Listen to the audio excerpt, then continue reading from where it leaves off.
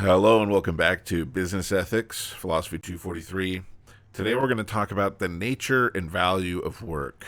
One of the biggest topics in business ethics has to do with the ethics of labor and work. And today we're going to talk about what the value of work is for our lives. Next week we'll be talking about workers' rights and labor rights in the workplace. But first, I want to remind you that your 4-sentence essays are due this Friday, July 11th. Okay? We're going to try and get you feedback on those as quickly as we can. Okay? Because your one-page outline will be due July 25th. I should have released by now the outline instructions and a video on how to do a video reviewing those instructions. That should be up around the same time that this video goes up. And that will explain to you what exactly you need to do to turn in your outline on time. Okay?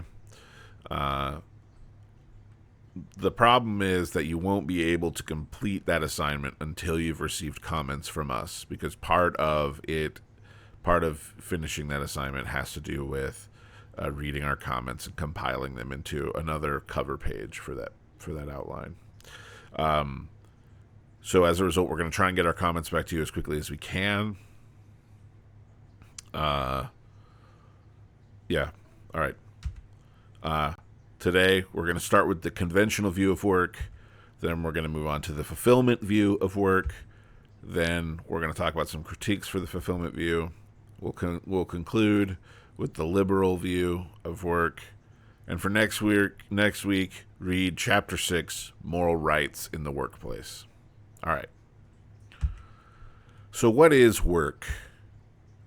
It turns out that work is notoriously difficult to define, right?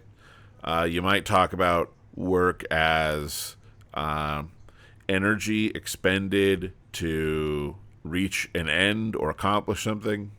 But then that'll include too much stuff like finishing a level in a video game would count as work, when clearly that's not what we're talking about in a business ethics context. You might include only money that is done for wages, but then we're claiming that slave labor was not work, and that seems kind of not quite right.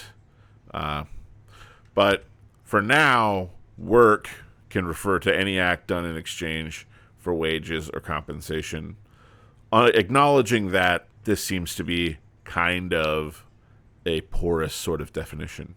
And in fact, given one of the theories of work's value that we're going to talk about, it seems like that would be kind of a poor definition as well. Now, what you see if you look in the textbook is you'll see that there's a number of suggestions, and that the author is kind of ambivalent about each one and doesn't think that any of them really succeeds. But understood in this way, understood generally in the way that we think about it with regard to employment, and excluding cases where work is clearly being done but not for compensation, most of us are going to have to face work every day.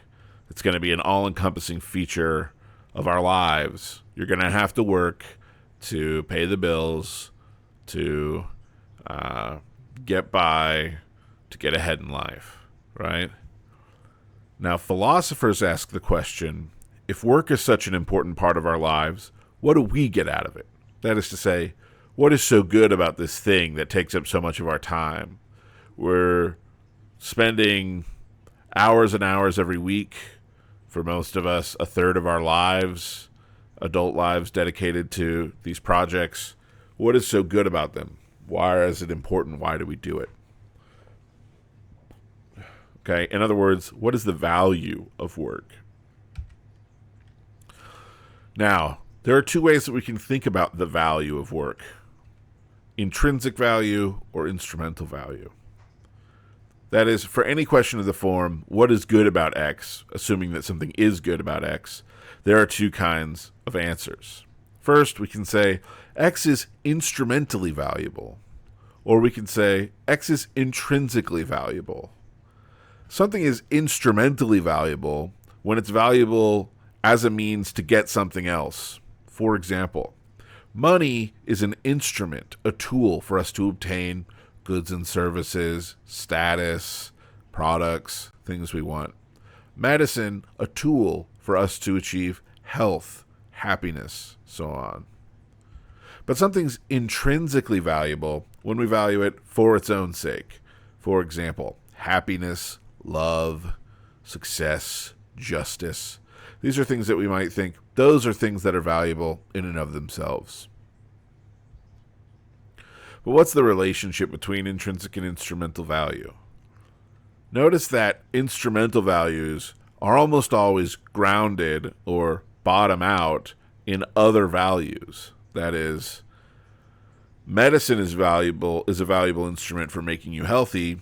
Being healthy is valuable because it makes us happy, and happiness is valuable in and of itself. So for most claims of the sort, X is good for Y, or X is good because it gives us Y, which is good, either Y will be something that is also instrumentally valuable, and we can carry on the chain, or Y will be valuable in and of itself.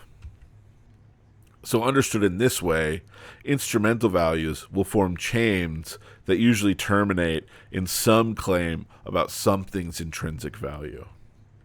But we might also find that things can be both instrumentally and intrinsically valuable. Consider, for example, health.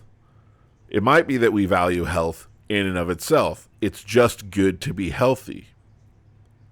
But we might also think, but we might also think, in addition to that, health is good because it makes us happy, or it enables us to be happy, right? So here we have a case where something is valuable intrinsically, and it's also instrumental towards something else.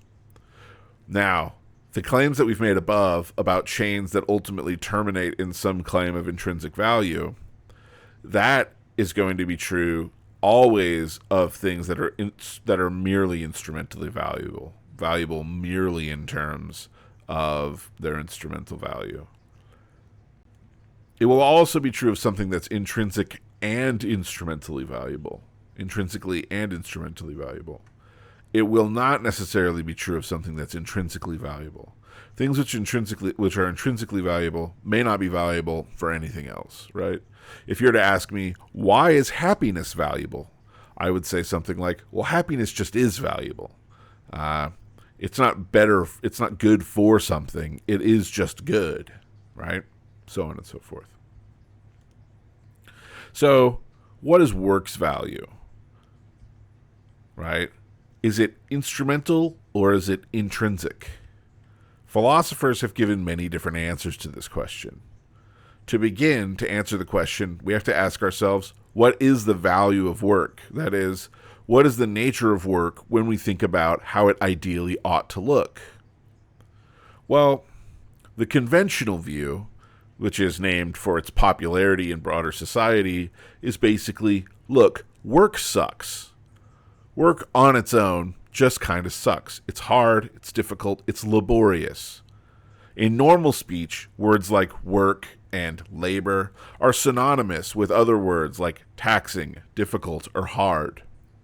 On the conventional view, work is mostly an obstacle, something we have to do in order to get other stuff that really matters. In other words, it's basically paradigmatically an instrumentally valuable thing. So, on this view, work is really only ever instrumentally valuable. But what is work good for? There are different justifications for the conventional view. According to classical conventionalism, work is something we have to do to survive so that we can engage in truly meaningful things like friendship, love, contemplation, religion, so on.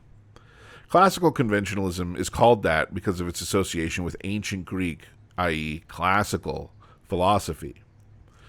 Many of the ancient Greeks thought that the best life was one of contemplation. But of course, we have to do some work in order to feed ourselves so that we can engage in contemplation, right? You might think of people who don't really care for their jobs, but really love their families and do their work, get it out of the way so that they can go home to their families and enjoy themselves, right? Second is what we'd call hedonic conventionalism or hedonism. Hedonists are philosophers or are people who think that all that really matters is pleasure or pain. All that's really good in life is pleasure. All that's really bad in life is pain or happiness and suffering. Work is only good for giving us happiness or pleasure or giving us money and status, which allow us to be happiness. And it's bad to the extent that it doesn't do those things. It's merely a means to an end, to acquiring happiness. That's all that work is. This is the conventional view, right?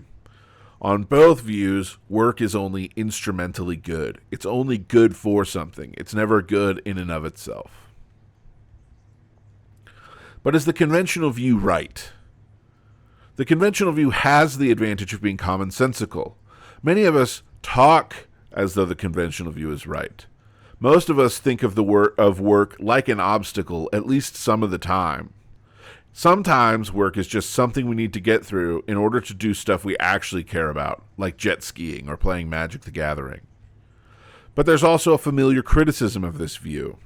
We often think that we ought to look for more than this laborious and instrumental view of work. That is, when we have a friend who, for example, is suffering in their dead-end job, they make enough money, but they're just struggling with the work. They're unhappy. They're moving through it. They're just putting in the motions. And we could just tell they're unhappy. What is the advice that we give them? We say to them, it's okay to ask for more. It's okay to seek for more out of this life than what that job is giving you. And there's a set of popular distinctions which help us to make sense of these sorts of claims. So most of us are familiar with the distinction between different sorts of work, jobs, careers, and callings, for example. Your textbook gives you a more detailed explanation of the distinction between these notions, but for our purposes, these notions are distinguished between how important work is to one's sense of identity or meaning. With a job, the work is a mere means to an end. You just work to get paid. It doesn't matter to you. You don't feel close to the work. It's not something that really is an important part of your life in and of itself. In a career, however, you care about the work. The content of the work is valued in some way.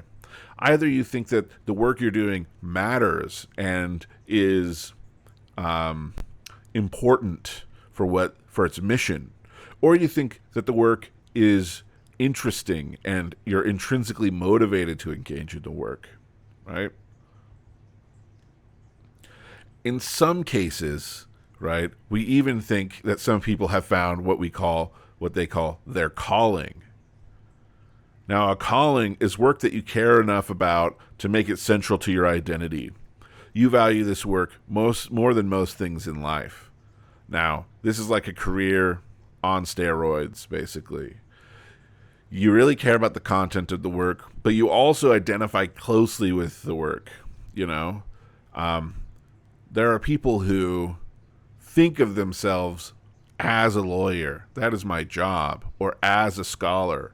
Or, as as somebody who works in community outreach. That's their calling. That's central to how they view themselves, how they think of themselves.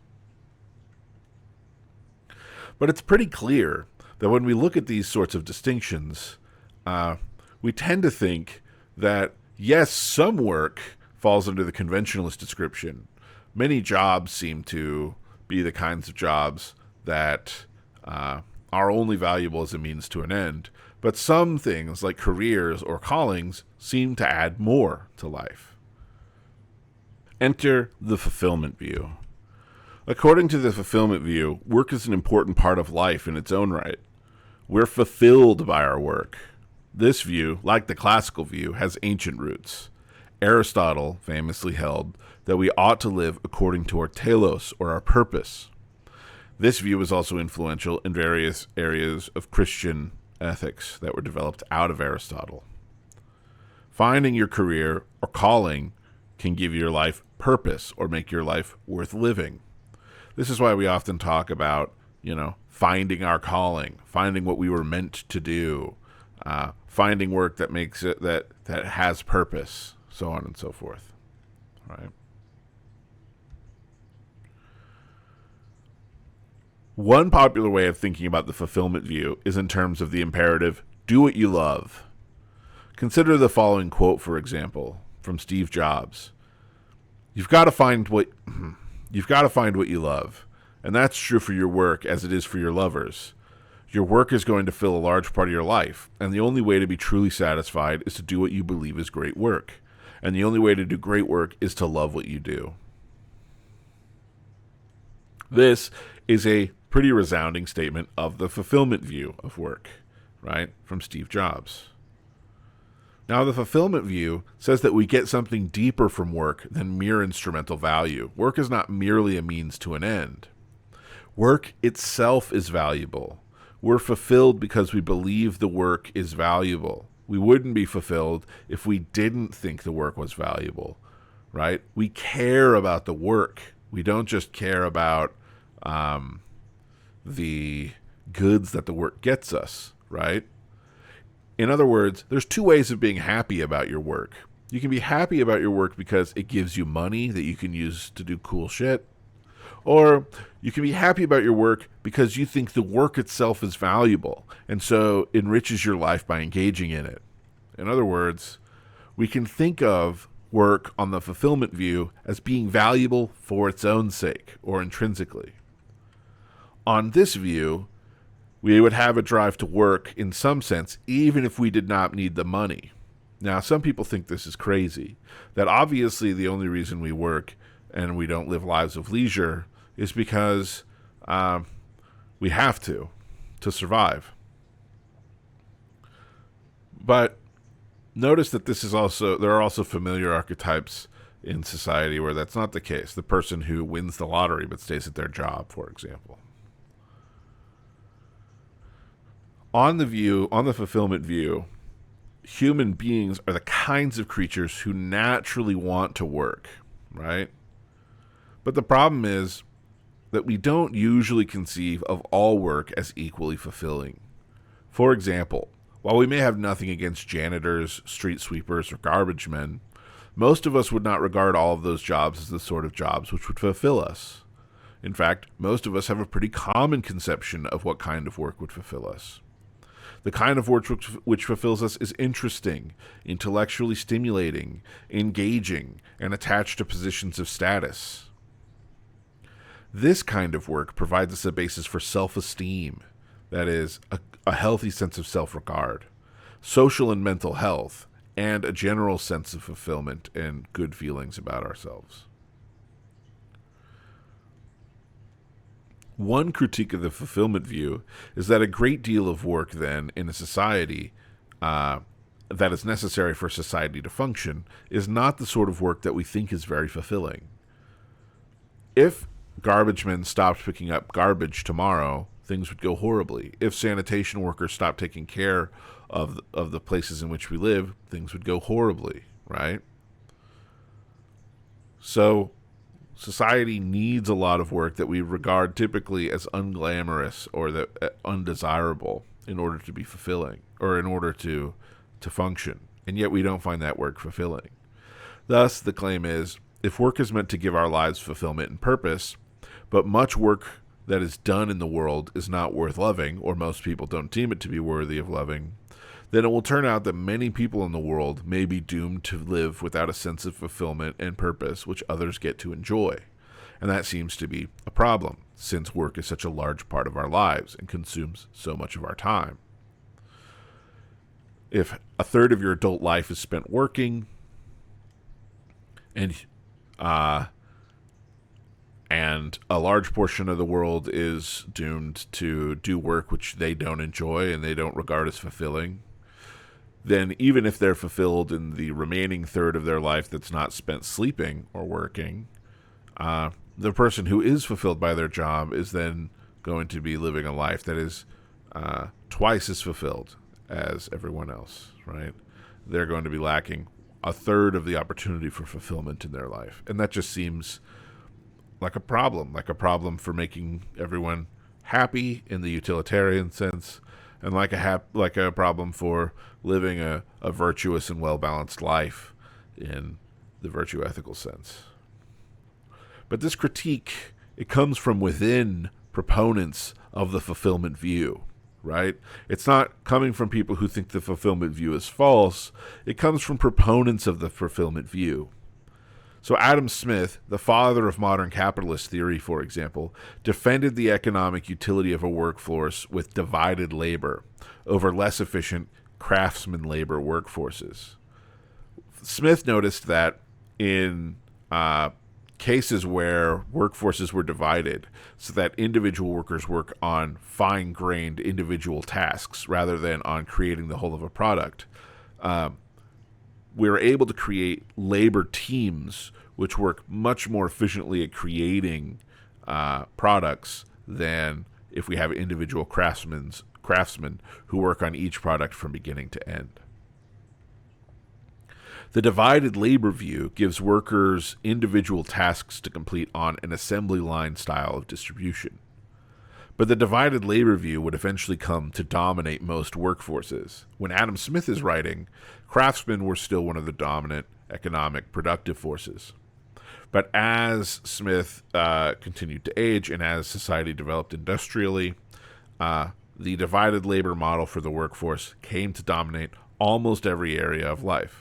Now, there are some areas where it's not so divided, where much more control is put into the hands of individual people. Musical artists, teachers, creative, directors, producers, things of that sort. But even in those cases, the labor is often divided. Even in the office space, where an individual product, where there's no clear individual product that's being made, there's usually some division of labor for efficiency's sake, right? You work on this task and this task, and your office mate works on this task and that task, so that you can all together accomplish the tasks that the firm provides more efficiently. But Smith noticed something about the system of divided labor, right? He noticed a significant downside.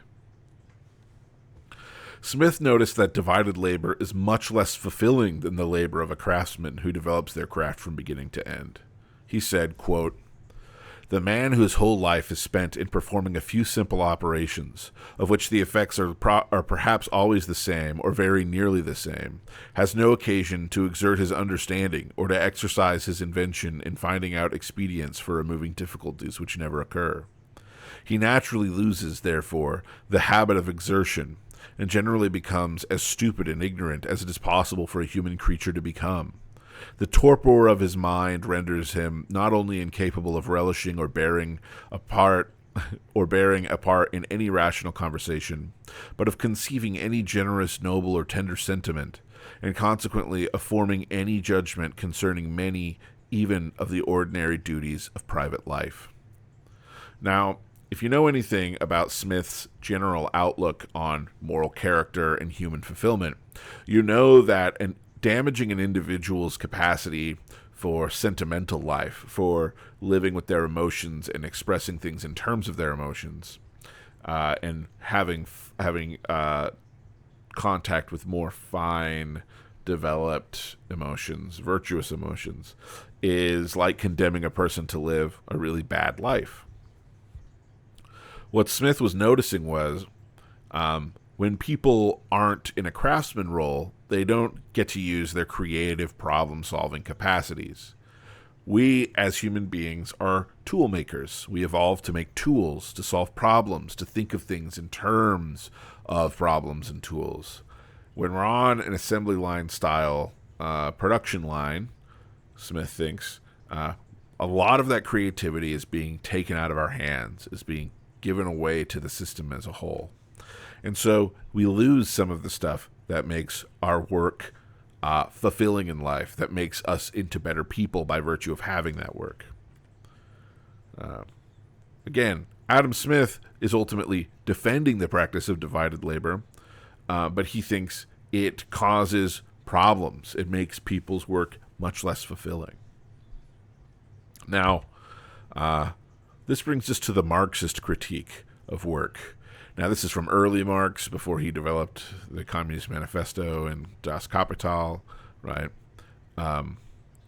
But Karl Marx was heavily influenced by Adam Smith. Now, many people think that Marx was, hated work and, thought it was for fools, or many people thought that, Marx wanted people to be lazy or whatever. But in fact, Marx argued that human beings, by their very nature, are productive and creative creatures. Now, contrary to the conventional view, which holds that we only work as a means to an end, the Marxist and the Smithian, the follower of Adam Smith, holds that human beings naturally want to create. They naturally want to be productive. They naturally want to work. They want to engage in something. They want to be a part of something. They want to collaborate. They want to produce something of their own. In fact, it's one of the most fundamental human drives, according to the Marxist. Now,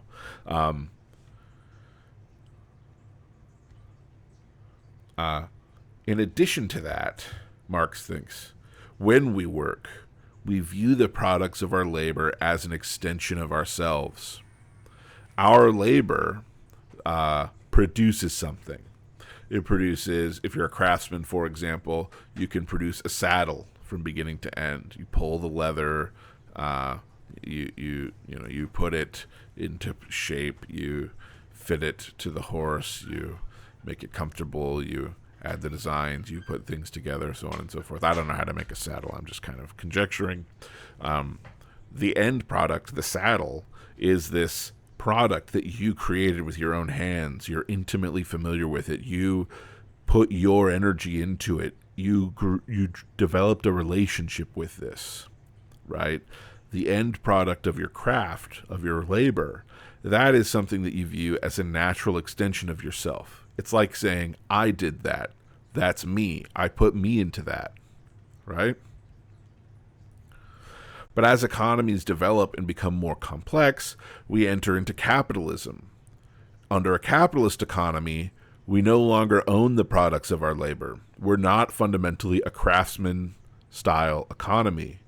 Rather, when we engage with the economy, we're selling our labor itself, right? I no longer am going to the market and selling my pots or my saddles that I made.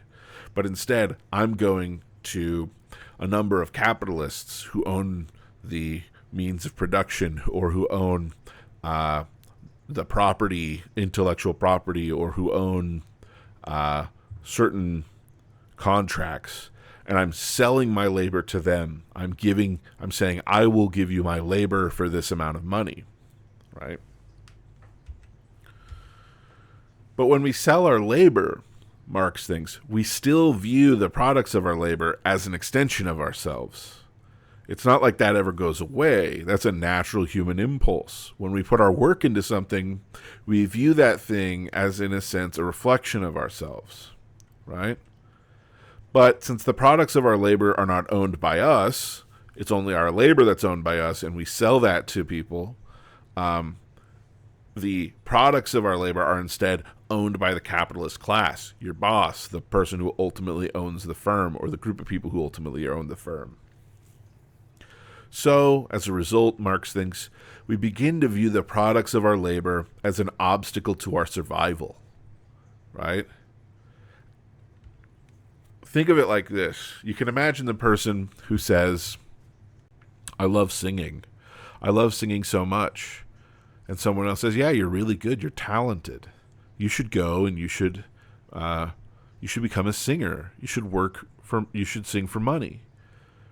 You might think, you might understand it if the person says, look, I love singing so much. It's the thing I'm most passionate about. But I don't know that I want to work for it. Because once I start to work for it, it then becomes something that I have to do. It then becomes an obstacle to me. It then becomes work, right? It then becomes labor. Well, why is that a problem? Because we don't own our own labor, right? We begin to view our labor the thing that we produce, our actions, the products that we produce, as an obstacle, a box we have to check just to survive. And that ruins our relationship, our creative, productive relationship with the thing. As a result, Marx argued, workers are alienated from themselves in a literal sense. They're alienated from their labor, and they're alienated from fulfillment, from a feeling of fulfillment or flourishing. Right? Okay? So this is a classic sort of Marxist critique of of capital, right? Now, Marx, of course, doesn't think we should all go back to being craftsmen. He thinks it's impossible to go backwards, that we have to go forwards, and that we have to collectively own our labor, and that this will allow us to overcome these problems, so on and so forth. Right? But alienation, that feeling that Marx is talking about, that feeling of separation, that reality of separation, alienation is associated with the feeling that we have about work when we feel like it's vapid, empty, meaningless, and yet unavoidable, right? Something that we have to do, this obstacle that we have that feels empty and meaningless because we don't have the right relationship to it. Now, you don't have to be a Marxist or a communist or whatever to think that alienation can occur in many jobs within the modern workplace. In fact, most of us feel feelings of alienation all the time. That doesn't mean that you have to go off and decide to be a Marxist. Now, you're welcome to. Of course, it's a philosophy class. You can have whatever view you want. But many people have seen the problem of alienation as it's described in Marxist theory and thought, Marx is really onto something here. It just doesn't mean that we need to have some kind of revolution over it. There are other things we can do about it. And we'll talk about some of that, hopefully next week. Right? But as we mentioned earlier, much of the labor we actually do doesn't seem very fulfilling at all. And if we're supposed to be fulfilled by our work, then we're going to feel like something's missing. So it's natural to think that alienation is a problem that's going to occur, even in modern economies. Now, in fact, the cultural critic Miya Takemitsu has said the following about quote-unquote unlovable labor in today's labor markets. This was, I think, in 2020. According to the U.S. Bureau of Labor Statistics, the fastest growing occupations projected until 2020 are, quote, personal care aide and home care aide, with an average salaries of $19,640 per year and $20,560 per year in 2010, respectively. Elevating certain types of professions to something worthy of love necessarily denigrates the labor of those who do unglamorous work that keeps society functioning, especially the crucial work of caregivers. Okay. So what's Takemitsu doing here? She's saying, look, the fulfillment, unlike, Marx and Smith, who think the fulfillment view is right. We do need work in order to be fulfilled. Takemitsu is being critical of this claim. She's saying if we adopt the fulfillment view, then you elevate some views to being the work that's worth doing, the work that fulfills you, and you denigrate other work to be, unglamorous work that is not worth loving, and therefore isn't worth perhaps compensating. Right? She thinks that ultimately unlovable, unglamorous work isn't going to be compensated appropriately in the market, regardless of how important it is for society. We'll talk a little bit more about this in just a second. Now, my question for you: let's take a step back, right? Would you feel dissatisfied or unfulfilled in a low-skill and unglamorous job? Most people think that if positions like personal care aide or sanitation worker came with a higher salary or more social esteem, like it wasn't laughed at or ridiculed, then the labor would seem less alienating. However, markets don't favor unskilled labor, quote-unquote unskilled labor. Now, we call it unskilled because it doesn't require education. That doesn't mean it doesn't require developing a set of skills. Right? Anyone who's worked hard jobs, anyone who's worked jobs which require a lot of labor, anyone who's worked in the care industry knows that actually the work requires developing a lot of skills, a lot of patience, a lot of care, a lot of strength in some cases, right? But it doesn't require a 4-year degree. So even in such cases where that labor is essential to functioning, markets tend not to favor unskilled labor. Markets overwhelmingly tend to favor, that is, give more money to more skilled labor. That's not always the case. Getting your PhD in philosophy is not likely to get you that much more return on investment than most master's degrees. But a PhD in chemistry might, and a master's degree certainly will, and a bachelor's degree is exponentially more likely to get you into a much higher paying job than no college education at all. Now, this fact that the market doesn't favor unskilled labor that's essential for a functioning society, constitutes what we've previously called a market failure. That is, markets routinely fail to provide competitive wages for essential but unglamorous labor in healthcare, education, sanitation, and the like. But many think that markets fail to compensate for these jobs precisely because we don't find them fulfilling. But in order to evaluate that claim, we should ask ourselves, suppose the government took a role to supplement these jobs with greater income and standards of living to accommodate for this market failure. Would those jobs still look bad to us, even if they're not creative or skill intensive? So, what are we asking here? We're saying, look, there's two possible explanations for why these jobs seem unfulfilling. Or, some people think they seem unfulfilling because they don't compensate us enough. They're not attached to enough esteem. Other people think, no, the market doesn't compensate them because we don't find them fulfilling. If people really found them fulfilling and really loved the work that is done as a personal care aid, then the marketplace would be much more competitive. It would be possible for employers to pay more because people would be more interested in working there, and there would be more innovation, and there would be more attraction to the field, so on and so forth. Right? Not necessarily more competition for the jobs because with a larger number of people trying to get those jobs, actually, it would probably make wages go down because it's a buyer's market for the employers, right? But if those jobs look better, if people are more interested in them for their own sake, it might be the case that the wages go up. But the question that we're asking now is, look, if the government took a step in to correct for market failures, right, and supplemented the income of those important socially functioning jobs, would those jobs still look bad to us, right, even if they're not creative or skill intensive? Many people think, no, they'd start to look much better. They'd start to look much more fulfilling.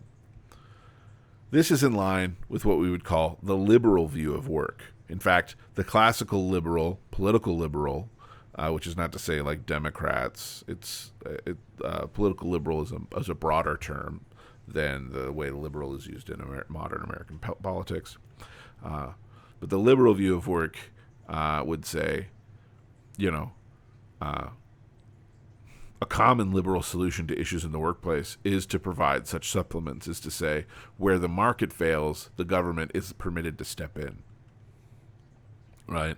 This brings us to our final model of the value of work. The liberal model is inspired by the philosophical ideology of political liberalism. According to political liberals, a just society, that is a society that lives in accordance with justice, is one in which people are free to make their own choices, their rights are protected, and they're allowed to pursue their own ideal of what is good in the world, right? Within limits. You can't go around killing people just because you think that being a serial killer is the best way to live your life. But a liberal society is one where rights are protected, people get to make their own choices, and they're able to pursue their own ideal of what's good. Liberals, about the nature of work, likewise hold that work plays an important role in a liberal democracy. They hold that what makes work good is that it enables us to protect our rights, to make our own choices, and to pursue our own ideal of what's good. Now, like the conventional view, the liberal view does not hold that good work is necessarily fulfilling, though maybe it is, sometimes. Some people's work may be, in fact, quite fulfilling, but other people's work may not be fulfilling at all. However, like the fulfillment view, liberals think that work is extremely influential in how we live our lives. It's essential to certain important goods. It helps us to provide what liberals call the constitutional essentials, or the basic essential goods, like health, security, but also autonomy and freedom. On this view, work is one of the primary means through which we ensure our rights are realized and which enables us to act independently of domination from others. What does that mean? Well, there's a lot of things that go into this claim, but one of the most central ways in which work is supposed to do this is by providing us economic independence. So by selling my labor to an employer, I secure my capacity to realize my independence and pursue my own goods, right? That is to say, I'm not dependent on my family or community or religious groups to survive, and therefore I can enter into those relationships voluntarily. Here's how it works. If I'm not free to pursue my own labor, okay, if I'm not free to work for a wage to sell my labor on the labor market, then I find myself dependent on relationships to communities, families, religious groups, so on, right? I am then in a position where I can be dominated by the values of those groups. My rights can be infringed. I might have to agree to things I wouldn't normally agree to if I had my own independence. But if I'm able to sell my labor on the labor market and therefore survive and have economic security of my own, then I can go and engage in these things without any coercion. I can engage in these things free from the influence of others. I'm not dominated by them. I'm able to freely choose and freely associate with others. I cannot do that without some level of economic independence. So liberals think work is the primary means by which we secure our economic independence from those around us, by means of which we secure our own autonomy, our own freedom. But in order for me to maintain that freedom, I have to maintain a relationship with my employer. So notice that when I sell my labor on the labor market to an employer in order to secure my economic independence and therefore my freedom, I then enter into a relationship where my employer has a lot of clout, a lot of sway over what I do, right? I'm now in a relationship where my freedom depends on me maintaining a good relationship with my employer, which means that my employer has a lot of power over me. We don't want the employer to be able to abuse that power. So liberals about work, that is, liberals about the value of work, typically tend to think that there has to be political provisions which secure protection for workers' rights to maintain the freedom that economic independence is meant to secure, right? So under according to liberals, political liberals, it needs to be the case that within the workplace, the workers have rights to bargain for new salaries, to negotiate salaries, to collectively bargain, that is, to engage in unionization and things of that nature, if they choose to, because that allows them to maintain freedom, the freedom that economic independence is meant to secure. And since that's one of the primary functions, one of the primary goods of the labor market, of work in society, that means that liberals have to, or believe that we have to secure workers' rights, which is what we're going to talk about more on next week's lecture. Although we're going to talk about workers' rights from more angles than just the liberal view. Now, for the discussion post this week, I want to take a step back. We're going to talk about a sort of narrower perspective on one of these issues. Returning to something that was written by Miya Takemitsu, who I discussed briefly earlier. Tokumitsu is thinking about Steve Jobs' implorement, his imperative that you should go and do what you love. And she's critiquing it, and she's thinking, if she has a lot of criticisms of it. But one thing that she thinks is that if we view our careers, if we view work in terms of the fulfillment view, this is going to give us a tendency to take less money for our wages or for our labor than we normally would, because we're going to view our labor as self-fulfillment, right? I want you to I want you to think about that when I give you the following discussion prompt. Sorry.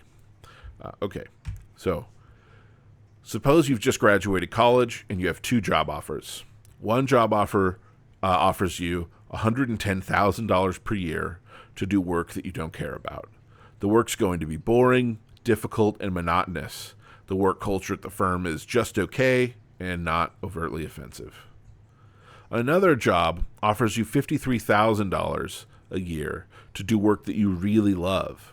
This work's creative, it's fulfilling, and it's meaningful.